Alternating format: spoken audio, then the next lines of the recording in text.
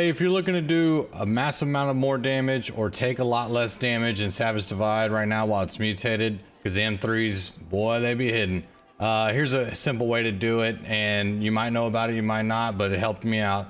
If you go right here to Elysian Wilds and you go to the outpost and you talk to this guy, if you haven't done the Secret of the Spores mission, then this guy will give it to you, and you go around, you get spores, you come back to the Arcana, and you can craft whatever the mission tells you to do. But anyways, long story short, let's get to it.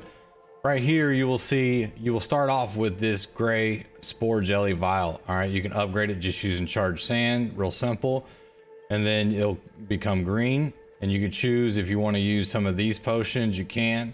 And what these are going to do is give you, this is going to last 35 minutes. Let's say for this blue one, you're going to get 18% more damage and gain increased loot from creatures in Elysian Wilds once you for 75 seconds once you enter the spore cloud that is throughout the dungeon, different areas.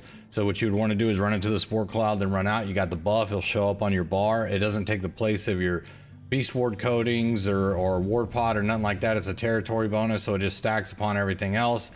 And if you want to do the damaged ones, that's what you can do. And if you scroll down here, these are actually you take 18% less damage and increase harvesting resources from spore plants for 120 seconds. So if you want to take less damage, let's say you're running 5 con, 15 con, whatever it is, and maybe you just want to keep your high damage that you're already doing and do take less damage, obviously that would be one you go with.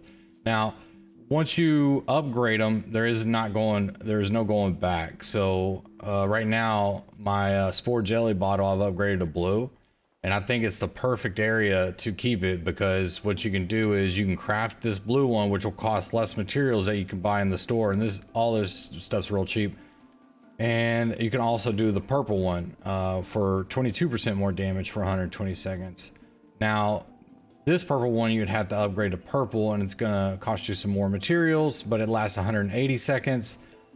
And upgrading it to purple is insanely expensive, because you gotta have charged sand, you gotta have, what is it, like 250 of these, and those right now are 200 something. It was like 20 grand for the amount that I need, and not doing that. And don't feel like you need it. I feel like going from spore to spore, 120 seconds is fine. You won't probably make it to the next spore every time, but it's good enough.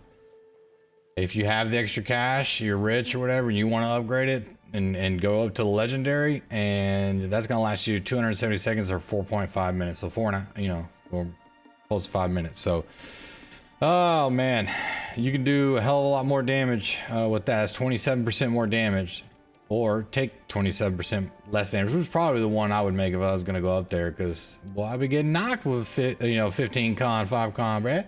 I actually like to see what it did. I did with the 18% more increased damage, and I did it with the 22%. This is the one I usually craft when I go in, and I was hitting up to 19k with the great sword. Of course I have Serenity, and that's when the healer put the Oblivion down. It gets all the way up there, but I wasn't fully spec'd in for great sword damage. I was running great sword and blunderbuss, and I believe I had a thrust ring on for the blunderbuss, and the empower you're pretty much capped with the Serenity anyways once you get going. And yeah, I had 100 int too in that build. So if I wanted to fully spec into doing mass damage with the greatsword, I would do 350 strength, 25 int, and the rest in dex, and then that would give you max output. But I like to hit good with the blunderbuss, get the bleeds going, and not also that, but the burns, and add Ren with a blast shot, and then get into my greatsword. So anyways, that's how you do more damage or take less damage. I know Savage Divide M3s and pubs are just insanely hard, because people are getting knocked. Or how do you get an M3 and you don't even know how to do the first boss fight with the glyphs? You're not getting in your circles. People learn the dungeons. I got videos on those if you want to check them out. Check out the channel. So I'll see y'all in the next video. Thanks for stopping by, and later.